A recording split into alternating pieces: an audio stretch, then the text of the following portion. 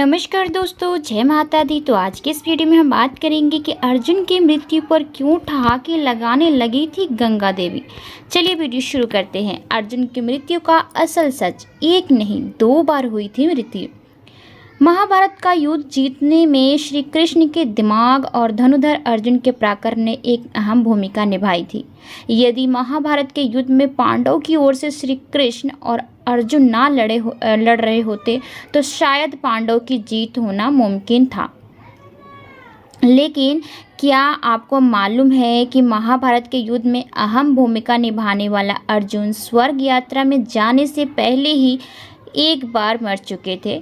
इसका मतलब यह है कि अर्जुन की अपने जीवन में 2 बार मृत्यु हो चुकी थी और उनकी मृत्यु के दौरान गंगा देवी जोर जोर से ठहाके लगाने लगी। मगर क्यों? अर्जुन की मृत्यु पर माँ कुंती के रोने पर देवी गंगा हंसने लगी। क्यों खुद भी एक माँ होने के बावजूद देवी गंगा दूसरी माँ के दुख पर ठहाके लगा रही थी। अश्वमेध यज्ञ का अर्जुन की मृत्यु से क्या लेना है?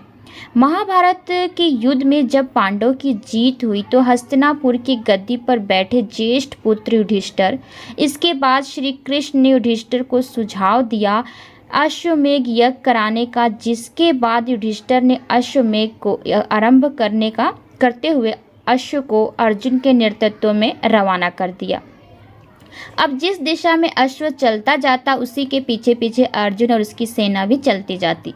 इस दौरान ये अश्व कई राज्यों से गुजरा। जिन भी राज्यों से वे अश्व गुजरा उन सभी राज्यों के साथ अर्जुन ने युद्ध लड़ा।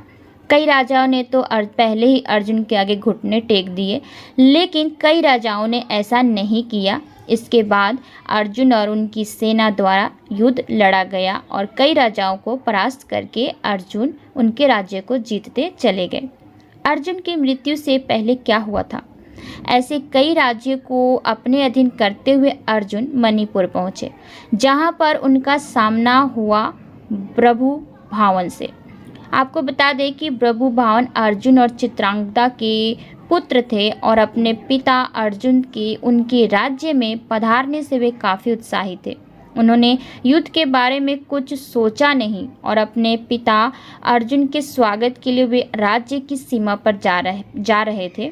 लेकिन जैसे ही बभ्रुवाहन अर्जुन का स्वागत करने के लिए आगे बढ़े, वैसे ही अर्जुन ने उन्हें रोकते हुए कहा कि मैं इस समय तुम्हारा पिता नहीं बल्कि हस्तिनापुर के नरेश का प्रतिनिधि हूँ और क्षत्रिय होने के अनुसार इस समय तुम्हें मेरे साथ युद्ध लड़ना चाहिए। बस उसी समय अर्जुन की दूसरी पत्नी उलूपी वहाँ आती है और बभ्रुवाहन से बोलती है कि हे पुत्र, तुम्हें अपने पिता के साथ युद्ध लड़ना चाहिए। यदि तुम युद्ध नहीं लड़ोगे तो तुम्हारे पिता का ही अपमान होगा। माता की आज्ञा पाते ही बभ्रुवाहन युद्ध लड़ने के लिए तैयार हो जाते हैं और अर्जुन और बभ्रुवाहन के बीच युद्ध छिड़ जाता है। ये युद्ध काफ़ी समय तक चलता है, मगर इस युद्ध का कोई परिणाम ना निकलने के कारण बभ्रुवाहन कामाख्या देवी से प्राप्त दिव्य बाण का इस्तेमाल करते हुए अर्जुन पर प्रहार करते हैं, जिससे अर्जुन का सर धड़ से अलग हो जाता है और अर्जुन की मृत्यु हो जाती है। साक्षात अर्जुन की मृत्यु देख हस्तिनापुर की सेना सुन्न हो जाती है और इसकी सूचना तुरंत श्री कृष्ण तक और हस्तिनापुर तक पहुंचाई जाती है। मणिपुर पहुंचकर श्री कृष्ण और माता कुंती अर्जुन को धरती पर पड़ा देखते हैं, जिसके बाद माता कुंती अर्जुन का सिर अपनी गोद में रखकर फूट फूट कर रोने लगती हैं और बस इसी दौरान देवी गंगा अर्जुन की मृत्यु पर मुस्कुराने लगी। और जब काफ़ी देर तक माता कुंती रोती रही तो गंगा देवी माता कुंती से कहती हैं, हे कुंती, तुम व्यर्थ में रो रही हो क्योंकि तुम्हारे पुत्र अर्जुन को उसके कर्मों का फल मिला है। मेरा पुत्र भीष्म अर्जुन को अपने पुत्र की तरह स्नेह करता था, मगर फिर भी इसने शिखंडी का सहारा लेकर मेरे पुत्र भीष्म का वध कर डाला। मैं भी उस समय ऐसे ही रोई थी जैसे तुम आज अपने पुत्र के लिए रो रही हो।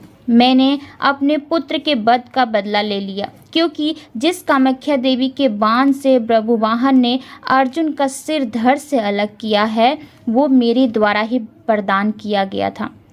देवी गंगा के शब्दों में बदले की भावना झलक रही थी और देवी गंगा की इस बदले की भावना को देखते हुए श्री कृष्ण हैरान हो गए और देवी गंगा से बोले, हे देवी, आप किस बदले की बात कर रही हैं? आप किस बदला लेंगी? अर्जुन की माता कुंती से या फिर अर्जुन से? आप एक माता से प्रतिशोध कैसे ले सकती हैं?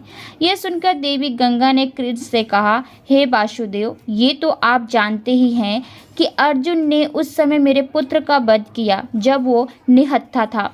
जब अर्जुन का ऐसा करना उचित था तो अर्जुन का वध उसी के पुत्र द्वारा कराकर मैंने क्या गलत किया?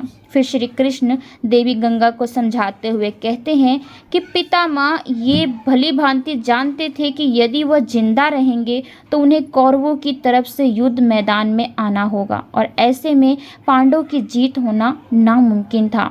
इसलिए उन्होंने खुद को मार्ग से हटाने का निर्णय लिया और अर्जुन को वो स्थिति बताई जिसमें वो अपने पितामह की मृत्यु कर सके।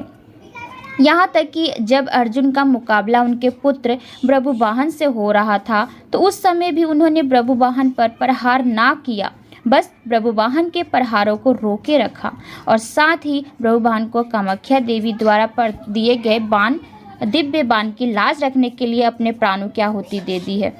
अब श्री कृष्ण द्वारा दिए गए तथ्यों को सुनकर देवी गंगा सोच में पड़ गई और उन्होंने श्री कृष्ण से अर्जुन को पुनः जीवित करने का मार्ग पूछा, जिसके बाद श्री कृष्ण देवी गंगा को उनकी प्रतिज्ञा वापस लेने को कहते हैं। जिसके बाद देवी गंगा ने अपनी प्रतिज्ञा वापस ली और अर्जुन का सर धड़ से जोड़ दिया गया, मगर अब भी अर्जुन के प्राण वापस ना आए थे। जिसके बाद श्री कृष्ण ने अर्जुन की दूसरी पत्नी से नागमणि लेकर अर्जुन को पुनः जीवित कर दिया।